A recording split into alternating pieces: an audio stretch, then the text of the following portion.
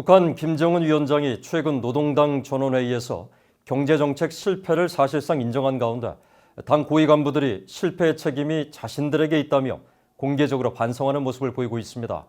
한국 내 전문가들은 당 간부들이 최고 책임자의 부담을 대신 떠안으려는 행동과 정권의 위기관리 차원에서 민심을 달래기 위한 적극적인 형태의 선전정치로 분석하고 있습니다. 서울에서 정찬배 기자입니다. 북한은 지난 19일 열린 당 전원회의 결정서에서 계획됐던 국가경제의 장성 목표들이 심히 미진되고 인민생활이 뚜렷하게 향상되지 못하는 결과가 빚어졌다며 최근의 경제정책 실패를 사실상 인정했습니다. 이러자 노동당 고위 간부들은 21일 노동당 기관지 노동신문 1면에 일제히 당 전원회의와 관련한 기고문을 통해 최근 경제 실패의 원인이 자신들에게 있다고 밝혔습니다. 장길용 내각화학공업상은 경제발전 5개년 전략을 수행하는 데 있어 경제발전의 기둥을 이루는 화학공업 부분이 재구실을 다하지 못한 원인은 자신들이 전략적 안목과 계획성 없이 추진한 데 따른 것이라고 반성했습니다.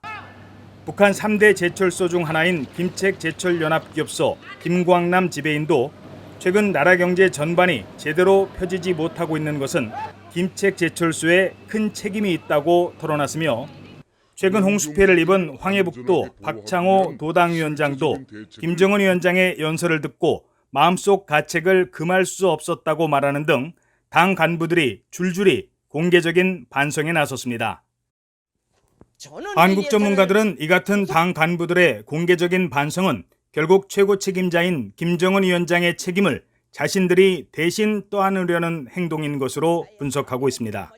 사실상 지금 북한의 경제 개발이 실패했다라는 것을 북한이 공식적으로 인정한 상황에서 김정은의 그런 책임으로 돌아가면 안 됩니다. 그렇기 때문에 당 간부들이 스스로가 나서서 자신들의 책임이다라고 지금 얘기를 하고 있는 것이고요. 또 경제정책 실패를 인정하면서도 그 원인을 대북 제재와 신종 코로나 바이러스, 잇따른 홍수 피해 등 외부적 요인 탓으로 돌리려는 의도라는 분석도 나옵니다. 일종의 실패의 합리화라고 볼 수가 있을 것 같습니다. 북한이 경제 계획이 있었고 그거에 대한 목표를 달성하려는 노력을 많이 했는데 외부적 불가피한 상황 때문에 목표에 미달했다. 이렇게 해서 정책의 실패를 합리화하고 있습니다. 한국 정부 산하 국책연구기관인 통일연구원 홍민 북한연구실장은 북한 간부들의 이런 행동은 정권의 위기관리 차원에서 민심을 달래기 위한 적극적인 형태의 선전정치로 풀이했습니다. 삼중고가 겹친 초유의 상황에서 통신수단의 발달로 정보통제도 여의치 않은 상황이기 때문에 주민들의 동요를 막기 위한 실질적인 대책이 필요하다는 것입니다. 실질적인 지원과 실질적인 것들을 많이 주지 못하더라도 그런 어떤 행동 자체의 표상을 만들어냄으로써 주민들에게 일종의 어떻게 보면 통치자의 권위와 통치자의 어떤 민심에 대한 어떤 성의 이런 것들을 좀 표현하는 방법이 아닐까라는 게 이제 큰 차원의 이야기가 될 수 있을 것 같고. 이런 가운데 한국국가정보원은 지난 20일 국회 정보위원회에서 김 위원장의 여동생 김여정 노동당 제1부부장이 국정 전반에 있어 위임 통치를 하고 있으며 후계 통치는 아니라고 보고했다고 여야 의원들이 밝혔습니다. 국정원은 또 경제 분야는 박봉주 부위원장과 김덕훈 내각총리가, 군사 분야는 최부일 당 군정지도부 부장과 리병철 당 중앙군사위 부위원장이 각각 권한을 위임받았다고 보고한 것으로 전해졌습니다.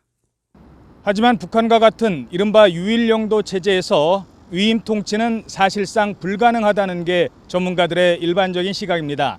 단순한 책임 분담용 권한 위임은 한계가 있기 때문입니다.